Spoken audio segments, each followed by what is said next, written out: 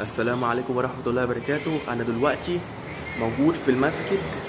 في ناس جايين عشان دعوة وكده، يعني جايين دعوة. فجاي أنا وأخو صاحبي جبنا لهم حاجات، يعني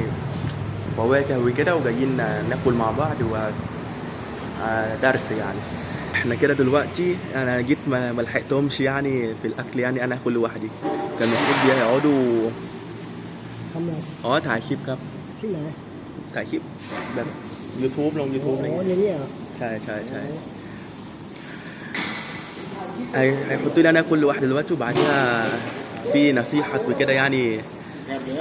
هي مثلا يجي درس وكده يعني، بس انا ما لحقتش يعني. جيت ما لحقتش عشان المسجد كان بعيد قوي.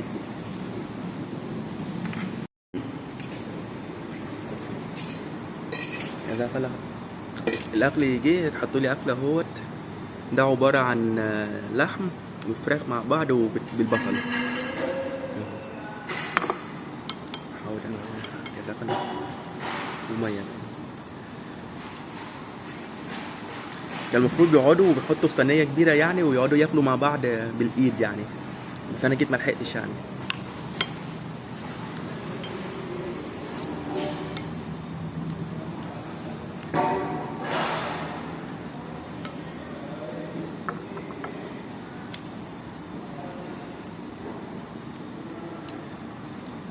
هنا لما بياكلوا بيحبوا يرشوا عليه شويه ملح الاكل.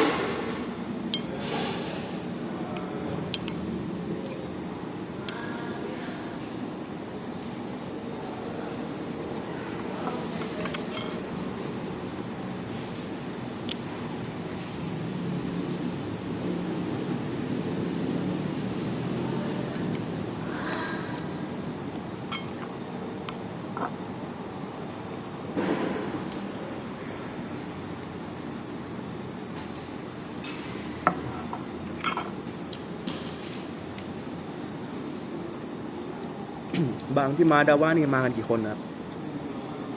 ไม่เขามากัน10 กว่าคน11 คนฉันอยู่แค่นกโป้มีมาร่วมกับเขาเฉยเขามาจากไหนกันล่ะแก้วลิมิตเก่าเนี่ยแกมาจากไหนกันอ่ะผมมาจากรังสิตครับอ๋อมาจากรังสิตคลองหนึ่งนั่นแหละนั่นก็คลองหนึ่งครับมี อย่ายินเป็นบ้างอยุธยาด้วยใช่ไหมอยุธยาลพบุรีสมุทรปราการปากน้ำแล้วก็ขับรถรวม ฉะเชิงเทราแล้วก็มาเจอกันที่นี่เหรอครับหรือว่ารวมกันออกมานะแล้วก็มีการพื้นที่ที่นี่มา2 คนครับมีชั้นใหญ่ลิฟต์มีใหญ่ลิฟต์2 คนครับแล้วก็น่าจะไปกับเราได้โอเคพร้อมแล้วเยอะเลยไปทางมีแต่วัยรุ่นนะครับล่ะเยอะไปทางมาหมดเลย ให้กากาคนเดียวแล้วก็มีขึ้นมา ทั้งหมดกี่คนนะครับประมาณทั้งหมดตอนนี้มี13แล้วเขาเรียกขึ้นมาคุณเบสกลับไป3นะกลับไป3นี่ก็เข้าเหลือ10 คนجايين من كذا محافظة يعني، وجم مع بعض، وبيبقى في اللي جاي من بانكوك، في اللي جاي من محافظات تانية من أيوتيا وكده. عازمني أروح معاهم كمان، أروح ألف معاهم يعني. ที่พัทยานี่ไปที่ไหนมาบ้างแล้วครับที่พัทยานี่ไปมัสยิดไหนมาบ้างแล้วนี่แหละเป็นมิตรแรกมัสยิด2อ๋อนั่นไม่เกี่ยวอันนั้นหลวงโป้มันเขียนหลวงโป้มันยังไม่ถึงพัทยาอันนั้นมันเขียนนอกหลวงโป้แล้วนะ ครับ ก็มีลูกนี้ลูก ลูกแรก แล้วก็เป็นลูกสุดท้ายที่เพราะว่าพวกเรารู้หมดก็ต้องกลับไปนี่มาตัดเป็นเรารู้มา อืม ไม่รู้ว่าเขาจะส่งตัวไปไหนเรา ครับ ประมาณนั้น ไม่จะส่งไปตอนนี้ก็ต้องส่งไปนู่นแล้ว ได้ ส่งไปหาดใหญ่แล้วเพราะว่าเขาจัดยศหาดใหญ่เนี่ยใช่ไหมอีกไม่กี่วันใช่ไหม ประมาณ20 วันนั่นแหละครับ ยศ 20 ยศอะไรเนี่ย ประมาณเดือนนึงอะประมาณไม่ถึงเดือนด้วย ยศอะไรเนี่ยยศ 7-8-9ถึงเดือนหน้าประมาณ7วันที่7 ก็คือกลับไปที่มักกันมินบุรีมา ครับผมแล้วก็เขาจะส่งตัวไปไหนก็เรื่องแต่ว่าในเดือนหน้า7-8-9-10ประมาณจะมียศอิทธิมาที่คน พวกเมาน่าไป เขาก็จะไปรวมตัวแต่มีอาวุโสมาจากต่างประเทศมันจะเสียหายอะไรแล้วก็ทีเคส بيقولوا هيرجعوا تاني على بانكوك وبعدها ياخدوا ناس تانية برضه تروح معاهم وينزلوا على المكان اللي انا روحته للدرس يعني في تايلاند من تحت خالص. وكمان هيبقى في واحد شيخ جاي من بلد แต่ تانية ค่ารถตู้700 فيروحوا يعني حوالي شهر يعني ينزلوا في تايلاند من تحت يعني حوالي พว شهر กเมาน่าจะเดือนก่อนนู้น แล้วการจะไปอยู่กันนะ ไปเอากระดี หลายคนรอบนี้ ไอ้กระดีมารถไปไง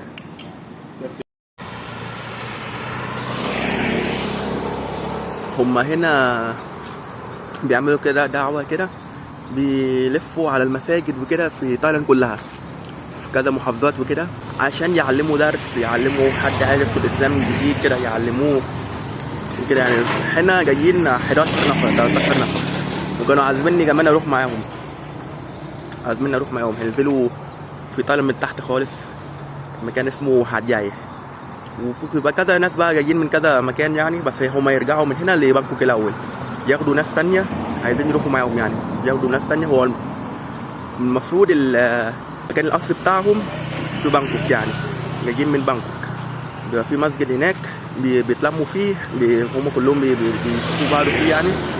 وبيروحوا بقى على المحافظات. حبيت أطمنكم على مامي هي اتحسنت الجرح بس شادد هي عايزة حد يعني يساعدها تقوم وكده يعني تتحرك كده وأنا قاعد جنبها بساعدها يعني فالحمد لله اتحسنت كويس.